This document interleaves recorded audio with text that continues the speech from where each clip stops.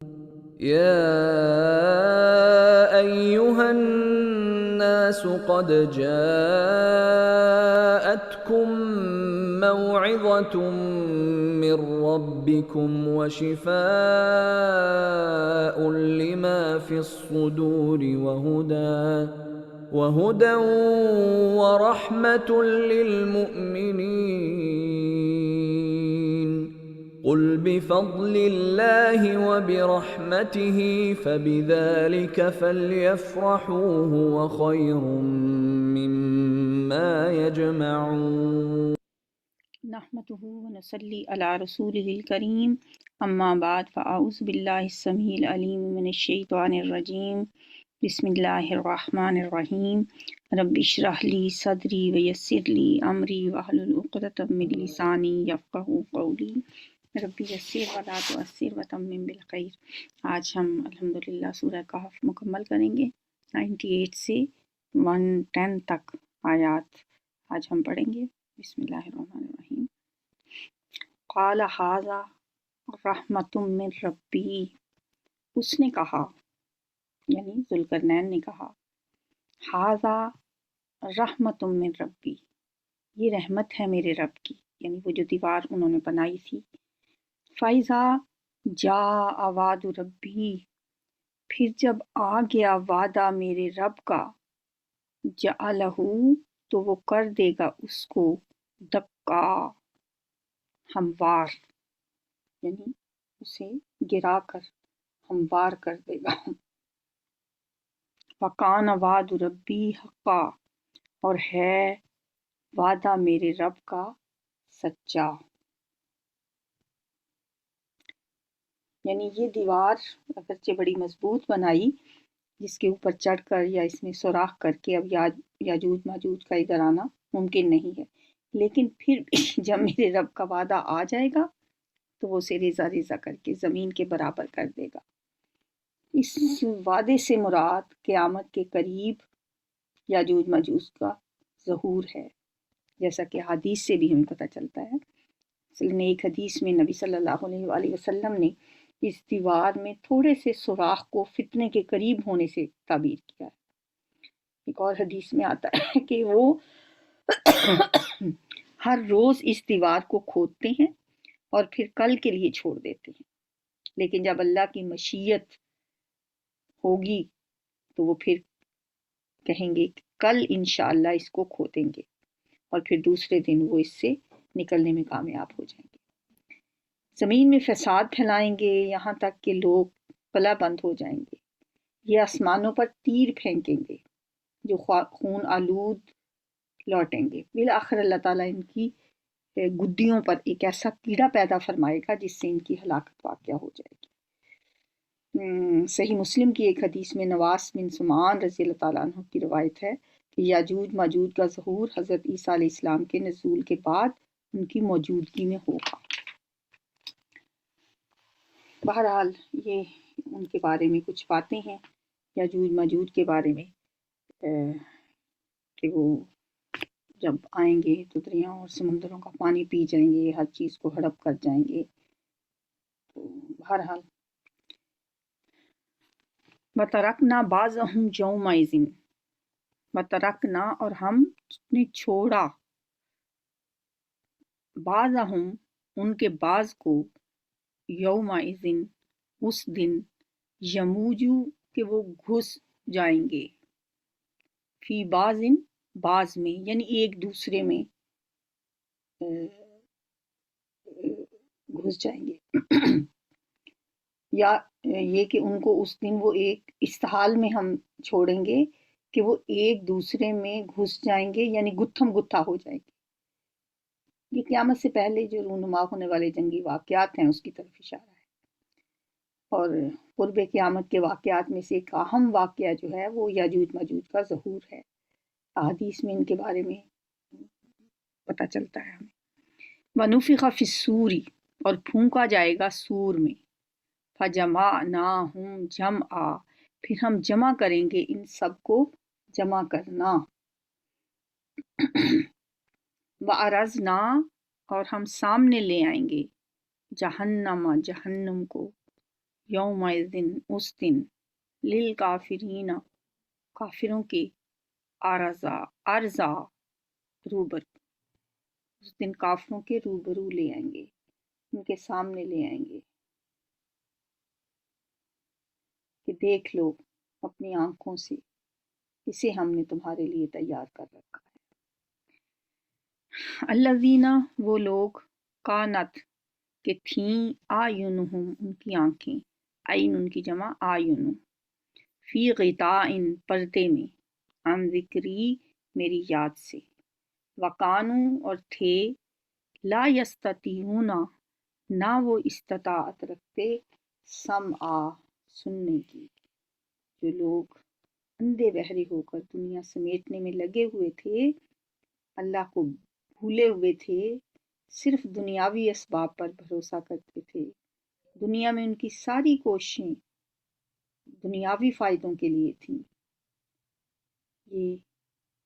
ان لوگوں کی بات ہے، ان کے لیے یہ جہنم ہوگی جن کی آنکھیں ہماری یاد سے، ہمارے ذکر سے پردے میں تھیں اور وہ سننے کی استطاعت نہیں رکھتے تھے۔ اب اس آخری رکوع میں جو اگلا شروع ہونے والا ہے، یہی بات، یہی مضمون بہت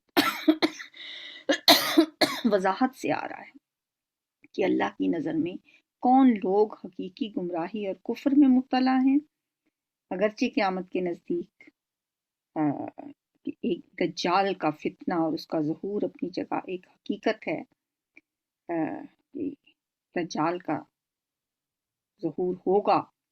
لیکن جو آج کل ہم دیکھ رہے ہیں کہ عام طور پر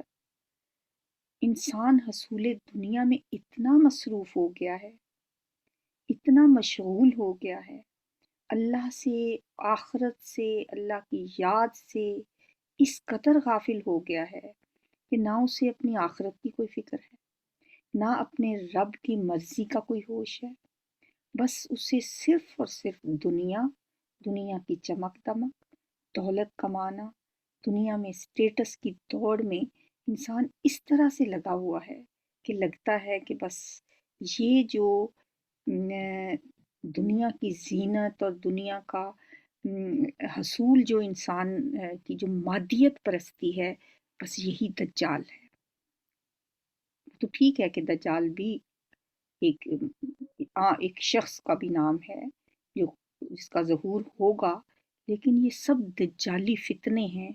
یہ اس دور کے جو فتنے ہیں خاص طور پہ، یہ سب ایک طرح سے ان کو بھی ہم کہہ سکتے ہیں کہ یہ سب دجالی باتیں ہیں۔ اب یہ رکوع بہت اہم ہے۔ افا حسب الذین کفروا،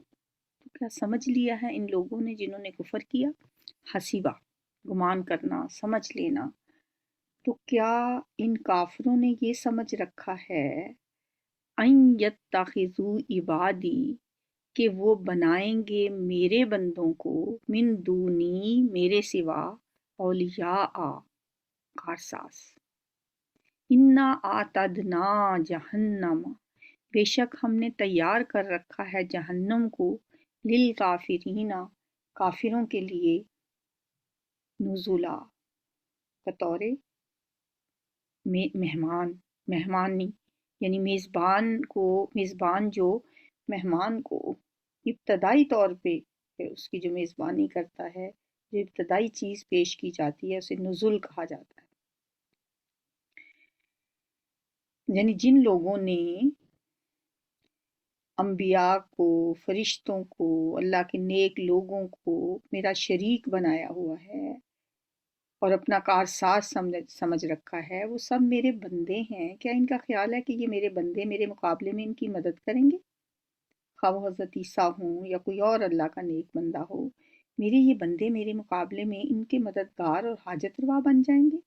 افا حسب الذین کفروا ان یتخذوا عبادی من دونی اولیاء، وہ میرے ہی بندوں کو میرے خلاف، میرے مقابلے میں لائیں گے؟ یقیناً ہم نے تیار کر رکھا ہے جہنم کو ایسے کافروں کی مہمانی کے لیے۔ قل هل ننبئکم، کہہ دیجئے کیا ہم بتائیں تم کو،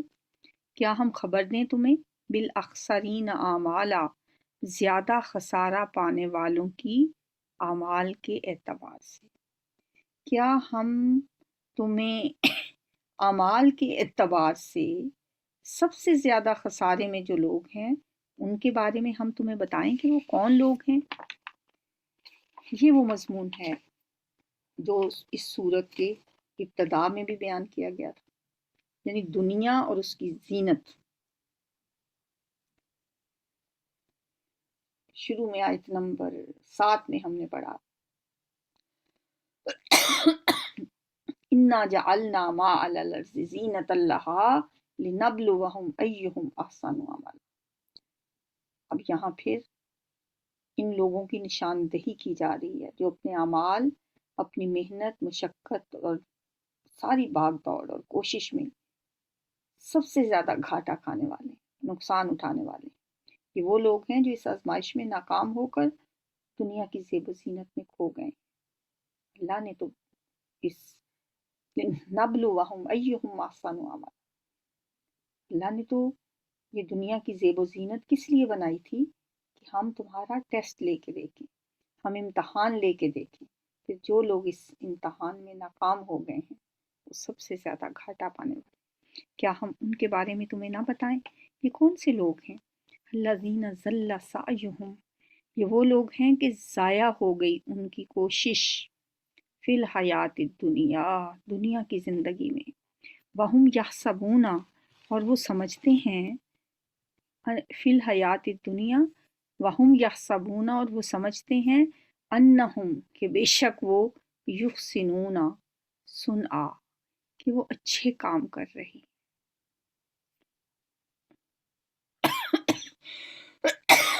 یعنی کوششیں ان کی اس دنیا ہی میں گم ہو گئی، جو کام وہ کر رہے ہیں وہ اس دنیا کی حد تک ہی رہ گئے۔ ایک نبی صلی اللہ علیہ وسلم کی حدیث ہے، ہر شخص چونکہ محنت تو کر رہا ہے، مشقت کر رہا ہے، کام تو ہر شخص کرتا ہے۔ نبی صلی اللہ علیہ وسلم نے فرمایا ہر انسان جب صبح کرتا ہے تو خود کو بیچنا شروع کرتا ہے، پھر یا تو وہ اسے آزاد کرا لیتا ہے، یعنی گناہوں سے اپنے آپ کو، یا ہلاک کر دیتا ہے۔ چنانچہ ہر کوئی اپنے آپ کو بیچتا ہے، کوئی اپنی طاقت اور قوت بیچتا ہے، کوئی اپنی ذہانت اور صلاحیت بیچتا ہے، کوئی اپنا وقت اور ہنر بیچتا ہے۔ وہی یہ دنیا محنت، عمل اور کوشش کی دوڑ کا ایک میدان ہے، اور ہر انسان اپنے مفاد کے لیے اس دوڑ میں شامل ہے۔ مگر کچھ لوگ ایسے ہیں جو اپنی پوری محنت اور کوشش کے باوجود گھاٹے میں رہتے ہیں۔ ان کے لیے خود کو بیچنے کے اس عمل میں کوئی بھی نفع نہیں ہوتا، بلکہ نقصان ہی نقصان، خسارہ ہی خسارہ۔ ان کی زندگی، یہ وہ لوگ ہیں الذین ضل سعیہم فی الحیات الدنیا، جن کی جو زندگی ہے، جن کی اس زندگی میں جو کوشش ہے، وہ ساری کی ساری دنیا ہی کی زندگی میں گم ہو کے رہ گئی۔ یہ آخرت کو اپنا مطلوب نہیں بناتے، ان کی ساری محنتیں دنیا کمانے کے لیے، آخرت کے لیے نہ کبھی انہوں نے کوئی منصوبہ بندی کی، نہ کبھی کوئی محنت کی، نہ کبھی کچھ اس کے بارے میں سوچا۔ بس جب کوئی ٹائم ملا کبھی نماز پڑھ لی، کوئی نیک کام کر لیا، کبھی روزہ رکھ لیا، مگر کبھی سنجیدگی سے یہ نہیں سوچا کہ ہم اس دنیا میں آئے کس لیے ہیں، ہمیں کیا کرنا ہے، ہماری زندگی کا مقصد کیا ہے۔ ایک سورہ بنی اسرائیل کی ہم نے آیت پڑھی تھی، آیت نمبر 18 اور 19، من کانا یرید العاجلہ عجلنا لہ فیہا ما نشاء لمن نرید ثم جعلنا لہ جہنم، جو کوئی دنیا کا طلبگار بنتا ہے، یعنی جلدی ملنے والی اس دنیا کا، تو ہم اس کو جلدی دے دیتے ہیں، جس کو چاہتے ہیں اور جس کے لیے چاہتے ہیں۔ یہ نہیں کہ ہر کسی کو، کہ جو دنیا چاہتا ہے تو اس کو ہم دنیا دے دیتے ہیں، بلکہ جس کو چاہتے ہیں اور جتنی چاہتے ہیں ہم اسے دنیا دے دیتے ہیں، کیونکہ ان کی طلب صرف دنیا ہی تھی۔ پھر ہم مقرر کر دیتے ہیں اس کے لیے جہنم، ثم جعلنا لہ جہنم یصلاھا مذموما مدحورا، جس میں وہ داخل ہوگا ملامت زدہ، دھتکارا ہوا۔ جبکہ دوسری طرف جو دوسرا ایک کریکٹر ہے، ومن اراد الآخرۃ، جو کوئی چاہتا ہے آخرت، وسعی لہا سعیہا، پھر اس کے لیے اس کی سی کوشش بھی کرتا ہے، وہو مؤمن، اور وہ مومن بھی ہو، فَأُولَٰئِکَ کَانَ سَعْیُہُم مَشْکُورًا، تو یہ وہ لوگ ہیں کہ جن کی کوششیں یا جن کی محنتیں ان کی قدر کی جائے گی۔ اس آیت میں نجات اخروی کا امیدوار بننے کے لیے ہر بندہ مسلمان کو واضح طور پر بتا دیا گیا ہے کہ وہ اپنے لیے کون سا راستہ متعین کرے۔ کیا وہ طالب دنیا بننا چاہتا ہے یا طالب آخرت؟ جہاں تک دنیا میں رہتے ہوئے ضروریات زندگی کا تعلق ہے، وہ تو اللہ کی طرف سے ہر شخص کو پوری مل رہی ہیں، جیسا کہ اسی سے اگلی آیت میں ہے کل نمد ہؤلاء وہؤلاء من عطاء ربک وما کان عطاء ربک محظورا، ہم سب کو دے رہے ہیں، مدد پہنچا رہے ہیں، ان کو بھی اور ان کو بھی، آپ کے رب کی عطا سے، اور آپ کے رب کی عطا رکی ہوئی نہیں ہے۔ لہٰذا انسان کو اپنی ضروریات کے حصول کے سلسلے میں اللہ پہ بھروسہ رکھنا چاہیے۔ اس نے انسان کو دنیا میں زندہ رکھنا ہے تو کھانے پینے کا انتظام کرنا اس کی ذمہ داری ہے۔ وَيَرْزُقْهُ مِنْ حَيْثُ لَا يَحْتَسِبُ، اس کو وہاں سے رزق دے گا جہاں سے اسے گمان بھی نہ ہوگا۔ ہاں، تو پھر ایک بندہ مومن کو کیا چاہیے کہ وہ فکر دنیا سے بے نیاز ہو جائے اور آخرت کو اپنا مطلوب و مقصود بنا لے۔ اولئک الذین کفروا، یہی وہ لوگ ہیں جنہوں نے کفر کیا بھی آیات ربہم، اپنے رب کی آیات کا، ولقائہ، اور اس کی ملاقات کا، فحبطت اعمالہم، تو ضائع ہو گئے ان کے اعمال، فلا نقیم لہم یوم القیامت وزنا،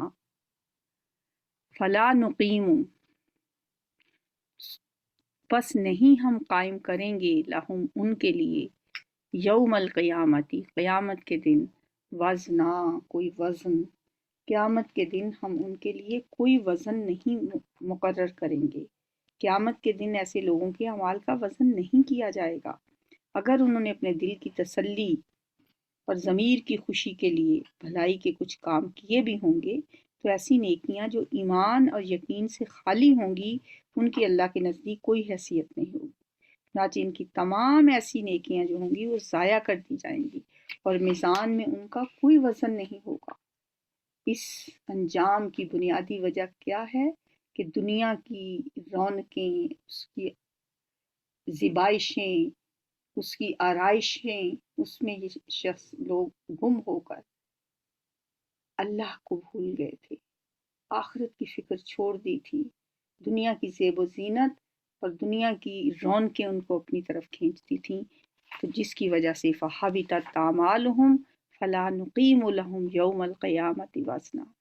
ذالک جزاؤہم جہنم، یہ ان کی سزا ہے جہنم،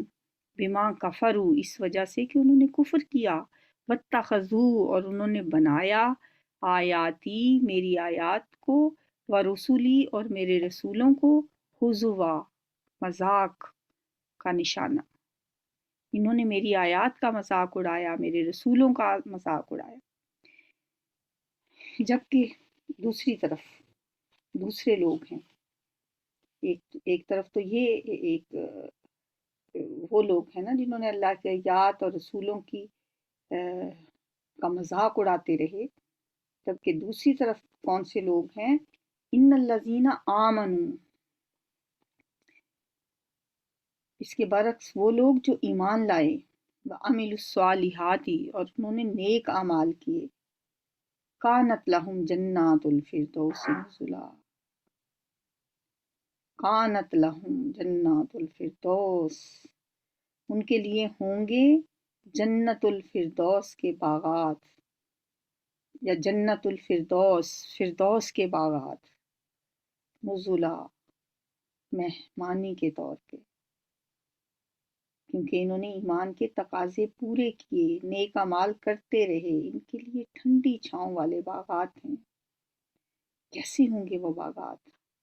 اور کہاں ہوں گے؟ ہم نہیں جانتے، یہ چیزیں ہمارے خیال میں بھی نہیں آ سکتی۔ بے شمار چیزیں ہیں دنیا میں بڑی حسین اور خوبصورت جو ہم نے دیکھی ہیں، بس ہم ان کے ساتھ ہی کمپیئر کر سکتے ہیں، کیونکہ جنت کو تو نہ کسی نے دیکھا، نہ کسی نے سوچا، نہ کسی کے وہم و گمان میں وہ آئی۔ پتہ نہیں اللہ نے اپنے بندوں کے لیے کیسی کیسی نعمتیں تیار کر رکھی ہیں۔ حدیث میں آتا ہے کہ نچلے درجے والا جنتی اوپر والے جنتی کو ایسے دیکھے گا جیسے آج ہم زمین سے ستاروں کو دیکھتے ہیں۔ سبحان اللہ، اللہ ہی بہتر جانتا ہے کہ کیسی جنتیں ہوں گی وہ۔ اس کے لیے بس یہ تھوڑی سی جو زندگی ہے، اس میں اگر ہم محنت کر لیں تو پھر خالدین فیہا، ہمیشہ ہمیشہ رہنا ہے اس جنت میں۔ لا یبغون عنہا حولا، نہیں وہ چاہیں گے اس سے جگہ بدلنا، کوئی نہیں چاہے گا۔ یہ جنت ایسی جگہ نہیں ہے کہ جہاں رہتے رہتے کوئی اکتا جائے۔ دنیا میں انسان ہمیشہ چینج چاہتا ہے، تبدیلی کی سی خواہش کے تحت بری سے بری جگہ پر بھی کچھ دیر کے لیے انسان کا دل لگ جاتا ہے،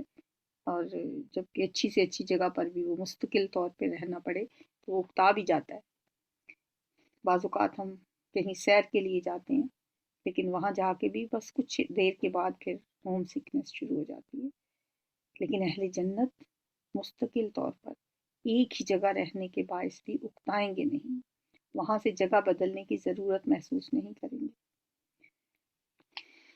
قُل لَوْ كَانَ الْبَحْرُ مِدَادًا لِكَلِمَاتِ رَبِّی، کہہ دیجئے اے نبی صلی اللہ علیہ وسلم کہ اگر سمندر روشنائی بن جائے، لو کان البحر مدادا، مدادن کیا ہوتا ہے؟ روشنائی، لکلمات ربی، میرے رب کے کلمات کو لکھنے کے لیے، میرے رب کی باتوں کو لکھنے کے لیے اگر سمندر کی انک بنا دی جائے، لنفد البحر، تو یقیناً ختم ہو جائے سمندر،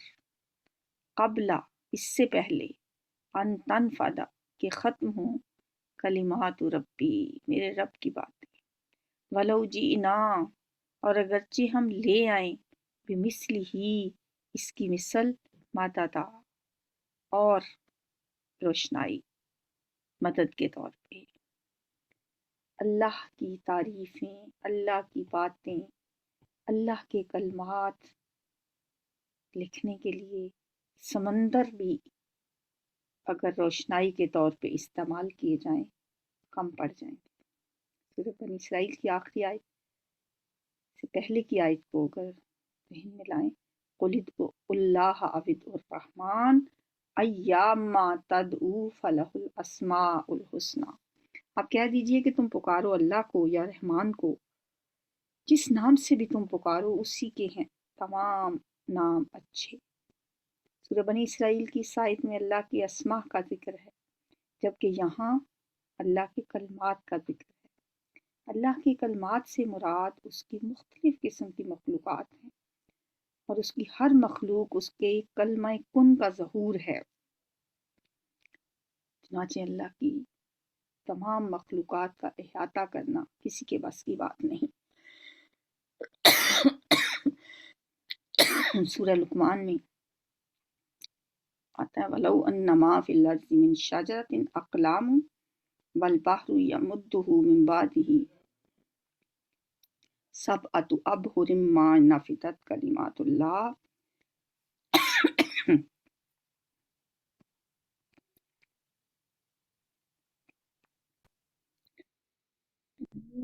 اور اگر زمین کے تمام درخت کلمے بن جائیں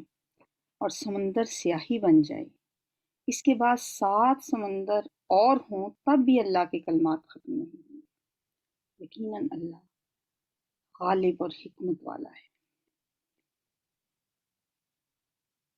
وَلَوْ جِئْنَا بِمِثْلِهِ مَدَدًا،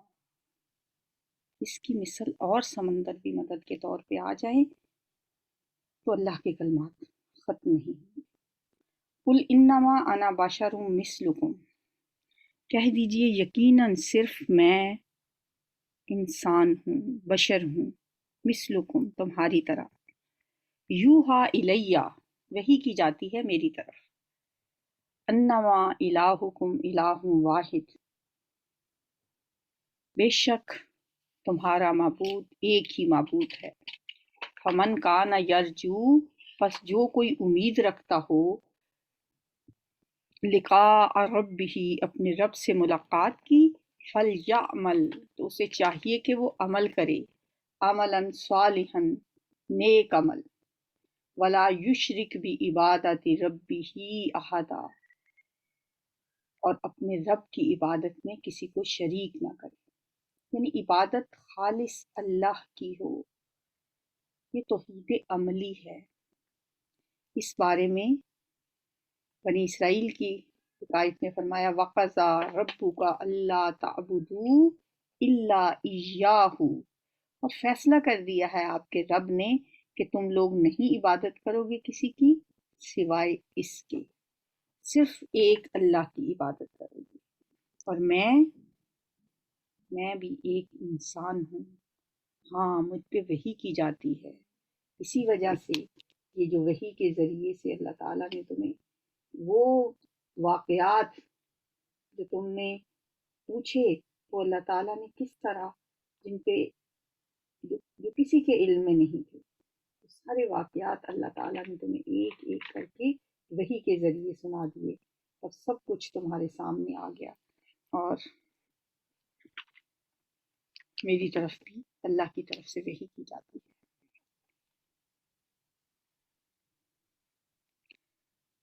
فمن کان یرجو لقاء ربہ تو جو شخص یہ امید رکھتا ہو کہ اس کی ملاقات اس کے رب سے ہونی ہے تو اسے کیا چاہیے کہ وہ عملا صالحا فلا یشرک بعبادت ربہ احدا وہ عمل صالح کرے اور اپنے رب کے ساتھ کسی کو شریک نہ ٹھہرائے۔ سورہ بنی اسرائیل کی آخری آیت تھی وَقُلِ الْحَمْدُ لِلَّهِ الَّذِي لَمْ يَتَّخِذْ وَلَدًا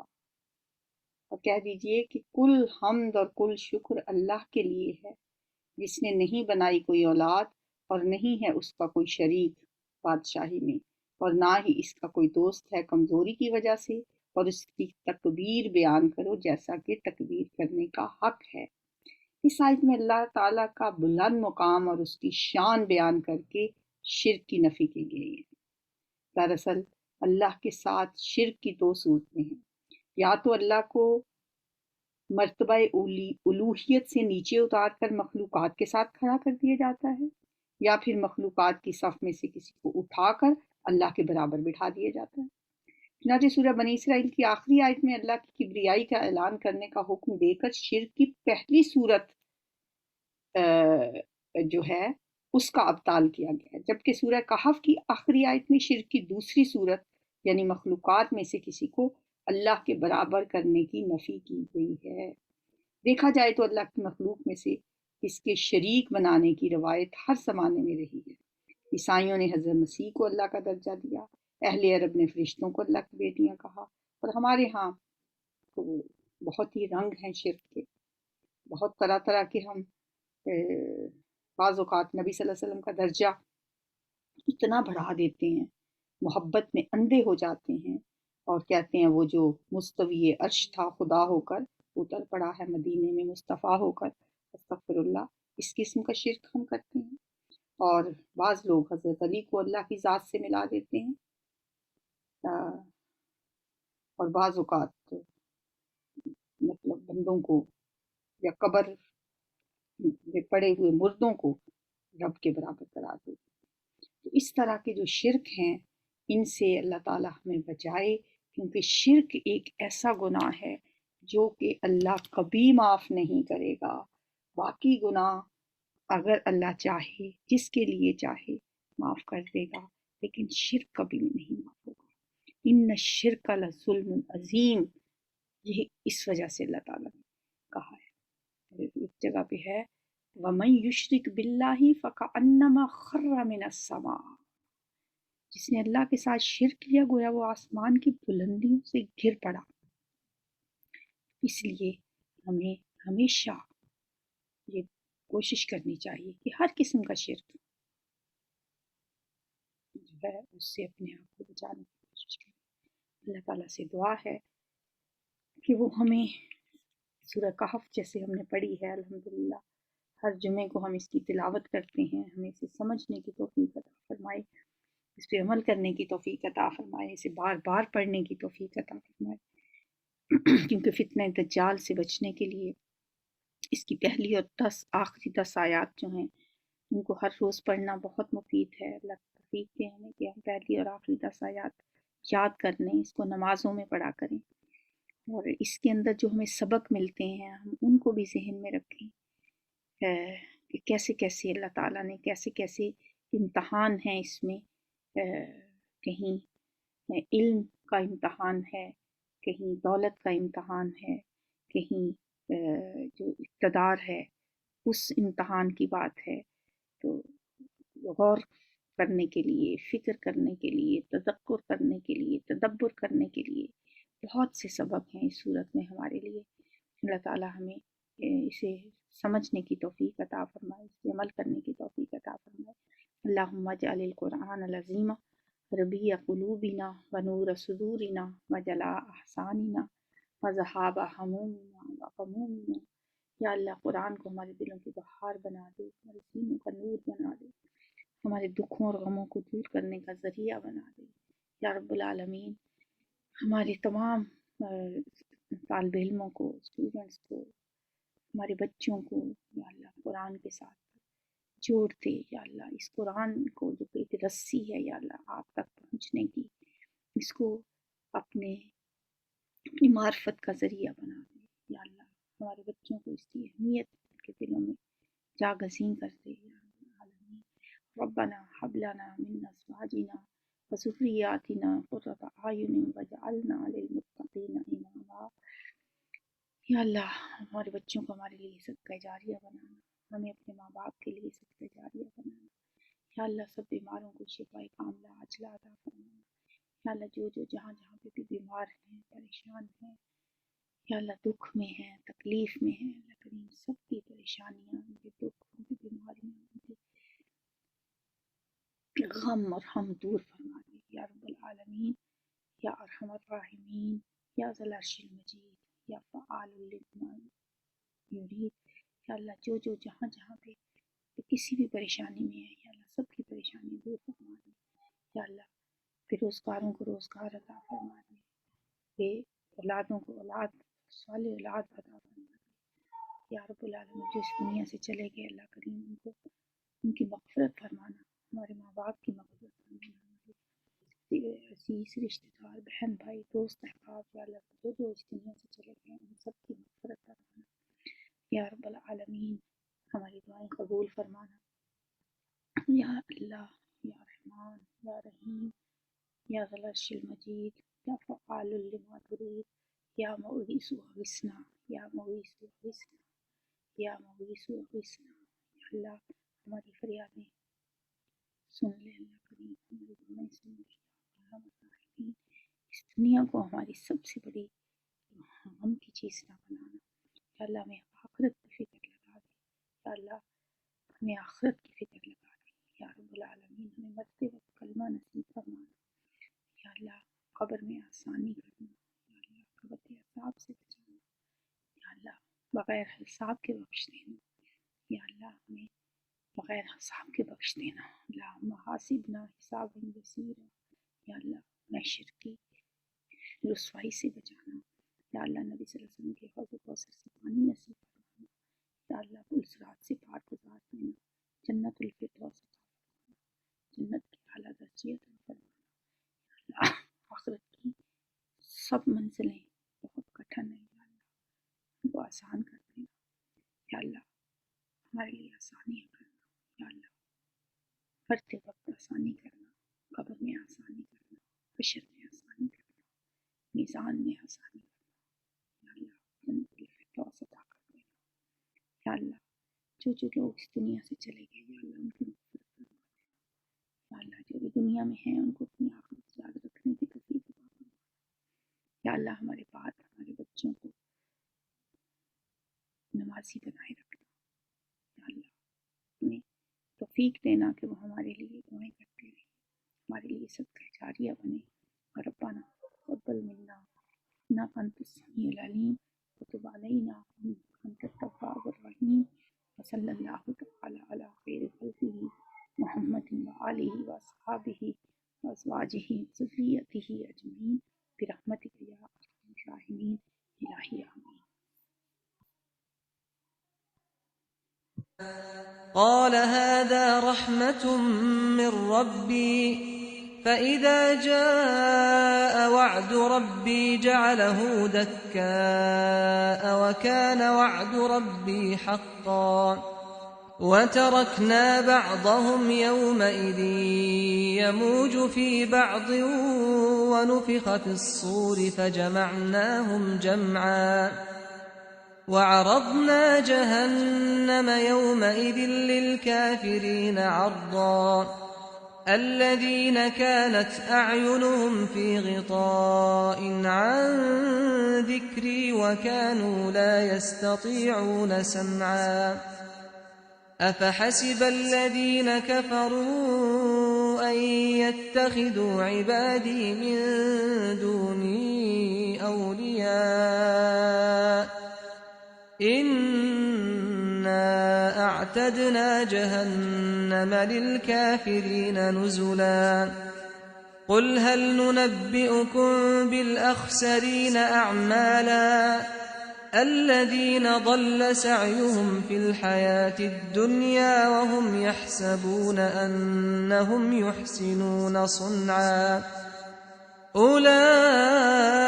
الذين كفروا بآيات ربهم ولقائه فحبطت أعمالهم فلا نقيم لهم يوم القيامة وزنا ذلك جزاؤهم جهنم بما كفروا واتخذوا آياتي ورسلي هزوا إن الذين آمنوا وعملوا الصالحات كانت لهم جنات الفردوس نزلا خالدين فيها لا يبغون عنها حولا قل لو كان البحر مدادا لكلمات ربي لنفد البحر قبل أن تنفد كلمات ربي ولو جئنا بمثله مددا قل إنما أنا بشر مثلكم يوحى إلي أنما إلهكم إله واحد فمن كان يرجو لقاء ربه فليعمل عملا صالحا ولا يشرك بعبادة ربه أحدا